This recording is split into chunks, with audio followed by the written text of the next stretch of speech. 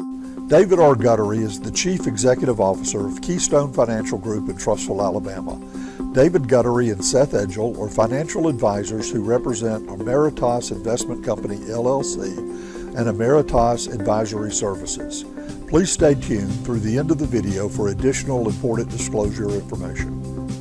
Hello everyone, I'm joined today by Seth Edgil of Keystone Financial Group for a conversation about what he calls the retirement red zone. Seth, that sounds serious. So what exactly is the retirement red zone and why should people pay attention to it? Thank you for having me. The retirement red zone is a term often used to describe the 5 years before and the 5 years after someone retires. It is one of the most critical periods in a person's financial life. Why? Because this is when you transition from accumulating wealth to distributing it. For decades, you are adding money into retirement accounts. In the red zone, you're preparing to live off those assets. Research from Morningstar and other investment research firms shows that early retirement losses can have a disproportionate impact on long-term portfolio sustainability. This is often referred to as sequence of returns risk. The order in which returns occur matters more than the average return itself. This is why the red zone requires careful planning. Well, you mentioned sequence of returns risk. That sounds technical. So can you explain that in simpler terms? Absolutely. Let's say two retirees both earn an average return of 6% over 20 years. On paper, that sounds identical. But if retiree A experiences strong returns early in retirement and weaker returns later, their portfolio may hold up well. If retiree B experiences significant market losses in the first 2 or 3 years of retirement while simultaneously withdrawing income, their portfolio may struggle to recover. According to data compiled by Vanguard and JP Morgan Asset Management, early losses combined with withdrawals can significantly increase the probability of portfolio depletion. When you are contributing to an account, downturns can actually be helpful because you are buying at lower prices. When you are withdrawing, downturns can lock in losses. That is why the 5 years before and after retirement deserve extra attention. So if someone is within 5 years of retirement, should they just move everything to cash? Not necessarily. Moving entirely to cash introduces another risk, inflation risk. According to the Bureau of Labor Statistics, inflation in the United States has averaged roughly 3% historically over long periods. That means purchasing power is gradually eroded over time. If someone retires at 65 and lives to 90, which is not uncommon today, that is a 25-year retirement. The Social Security Administration reports that a 65-year-old today has a significant probability of living into their 80s or 90s. If your portfolio does not grow at all over that time, inflation can quietly undermine your standard of living. The goal is not to eliminate risk entirely. The goal is to manage different types of risk thoughtfully. What changes in mindset should someone adopt as they approach retirement? One of the biggest shifts is moving from an accumulation mindset to an income mindset. When you are 40 years old, the focus is often on growth. How much can I accumulate? What is my projected account balance at retirement? As you approach retirement, the question changes to how do I convert this pool of assets into reliable income? That involves planning around withdrawal rates. The so-called 4% rule originated from research by William Bingham in the 1990s and was later expanded by Trinity University research. It is suggested that withdrawing roughly 4% of a diversified portfolio annually, adjusted for inflation, historically allowed portfolios to last about 30 years. However, that rule is a starting point, not a guarantee. Market valuations, interest rates, and personal longevity all matter. This is where personalized planning becomes important. Well, you have talked in prior segments about diversification and asset allocation. So how does portfolio construction change in the retirement red zone? Asset allocation becomes even more strategic. For someone nearing retirement, we often want to evaluate How much short-term income needs should be insulated from market volatility?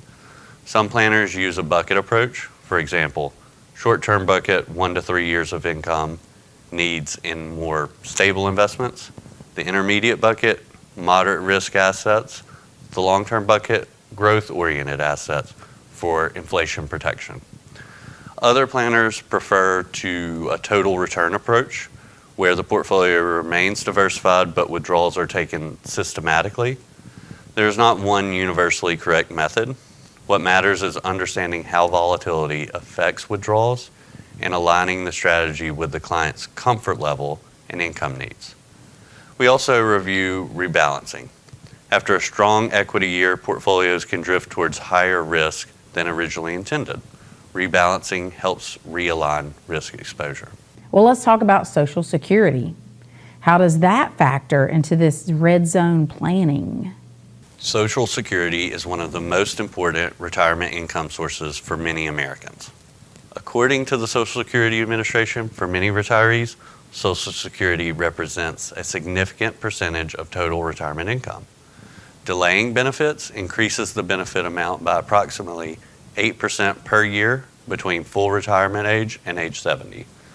For some households, strategically delaying the higher earner's benefit can increase lifetime survivor income. However, claiming decisions are permanent. Once you elect benefits beyond certain limited windows, you cannot easily undo that choice. That is why we model different claiming strategies within planning software before making a decision. Well, you mentioned income tools earlier. So briefly, how do annuities or other protected income tools fit into this discussion? For some individuals, introducing a portion of guaranteed income can reduce overall portfolio pressure. Certain annuities can provide predictable lifetime income streams.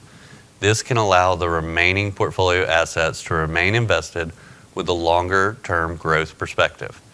It's important to evaluate costs, liquidity restraints, and suitability carefully. These are not one-size-fits-all solutions. They're tools. The objective is to create durable income that can withstand market cycles and longevity. What about Roth conversions? We hear a lot about those. Roth conversions can be a strategic consideration in the red zone, particularly in lower income years before required minimum distributions begin. Under current law, the required minimum distributions generally begin at age 73 for many retirees. Converting a portion of traditional IRA assets to Roth in early years may reduce future required distributions and create tax diversification. However, I want to be very clear here. I do not provide tax advice. Anyone considering a Roth conversion should consult with a qualified tax professional to evaluate their specific situation, tax brackets, and long-term implication. Tax planning must be coordinated carefully. Well, you mentioned tax diversification. Why does that matter in retirement? Because not all retirement dollars are taxed the same way. Traditional 401k and IRA withdrawals are generally taxable as ordinary income.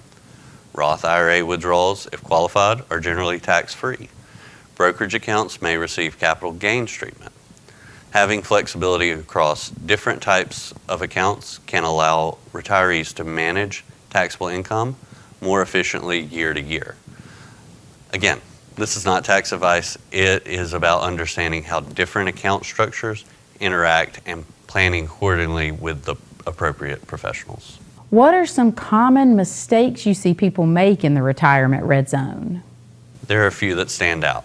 First, underestimating healthcare costs. Fidelity has published estimates suggesting that the average retired couple may need hundreds of thousands of dollars over retirement to cover healthcare expenses, excluding long-term care. Second, ignoring withdrawal sequencing.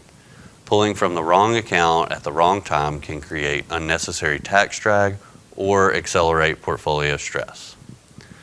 Third, failing to adjust risk exposure. A portfolio designed for a 35-year-old may not be appropriate for someone about to retire. And finally, making emotional decisions during volatility. If someone retires into a downturn and panics, that can permanently impair long-term results. Planning reduces the likelihood of emotional reactions. Well, this sounds like a lot to manage. So for someone feeling overwhelmed, where should they start? I would start with clarity. What are your expected annual expenses in retirement? What income sources are guaranteed? How much variability can you tolerate? From there, build a written income plan. Model different market environments. Stress test the portfolio. The retirement red zone is not about predicting markets, it's about preparing for uncertainty. None of us control market returns, but we can control savings rates, diversification, withdrawal discipline, and risk management. Any final thoughts for viewers approaching retirement? Yes, the 5 years before and after retirement are not a time for autopilot.